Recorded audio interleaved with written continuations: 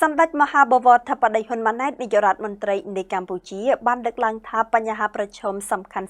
3ដែលមានផលប៉ះពាល់យ៉ាងសំខាន់ទៅលើទំនាក់ទំនងអន្តរជាតិការលើកឡើងយ៉ាងដូចនេះរបស់សម្ដេចមហាបវរធិបតីហ៊ុនម៉ាណែតបានធ្វើឡើងក្នុងវេទិកានីគីស្ដីពីអនាគតរបស់អាស៊ានលើកទី30ដែលរៀបចំឡើងនៅប្រទេសជប៉ុននាព្រឹកថ្ងៃទី30ខែឧសភាឆ្នាំ2025សម្ដេចមហាបវរធិបតីហ៊ុនម៉ាណែតនាយករដ្ឋមន្ត្រីនៃកម្ពុជាបានលើកឡើងថាមានបញ្ហាប្រឈមសំខាន់3ដែលមានផលប៉ះពាល់យ៉ាងសំខាន់ទៅលើទំនាក់ទំនងអន្តរជាតិសម្ដេចបានលើកឡើងបែបនេះនៅក្នុងវេទិកា Nikkei ស្ដីអំពីអនាគតរបស់អាស៊ីលើកទី30ដែលរៀបចំឡើងនៅក្នុងប្រទេសជប៉ុននាព្រឹកថ្ងៃទី30ឧសភាឆ្នាំ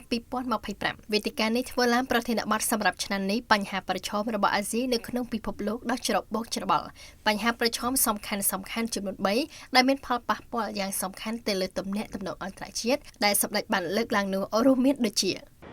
នៅទីនេះខ្ញុំសូមលើកនៅបញ្ហាប្រឈមសំខាន់ចំនួន3ដែលមានផលប៉ះពាល់យ៉ាងសំខាន់ទៅលើទំនាក់ទំនងអន្តរជាតិហើយជាពិសេសគឺប៉ះពាល់ទៅលើជីវិតប្រចាំថ្ងៃរបស់យើងទី1បញ្ហាចំនួនទឹកដីបើប្រៀបធៀបទៅនឹងតំបន់ផ្សេងទៀតអាស៊ីមានសន្តិភាពស្ថិរភាពនិងវិបុលភាពជាងគេ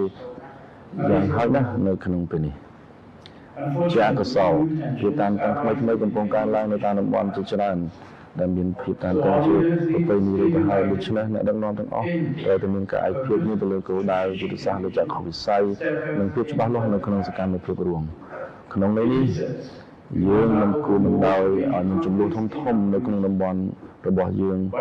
តាមរយៈការពង្រឹងទំនាក់ទំនងការទូតការគោរពច្បាប់អន្តរជាតិនិងធម្មនុញ្ញរបស់អង្គការសហប្រជាជាតិព្រមទាំងការបដិសេធរួមគ្នាដើម្បីសន្តិភាពស្ថិរភាពនិងវិបុលភាព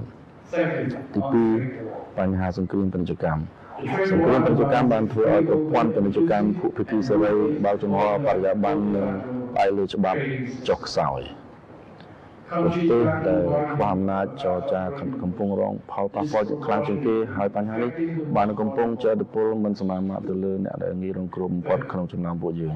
ទី3បញ្ហាលទ្ធិជននិយមនិងជាតិនិយមហួសហេតុ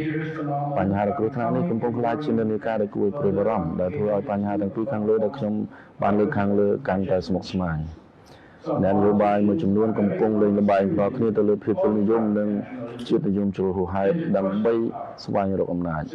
ការអនុវត្តដ៏គ្រោះថ្នាក់បែបនេះអាចនឹងបង្កឲ្យមានការបែកបាក់ការរំខាននិង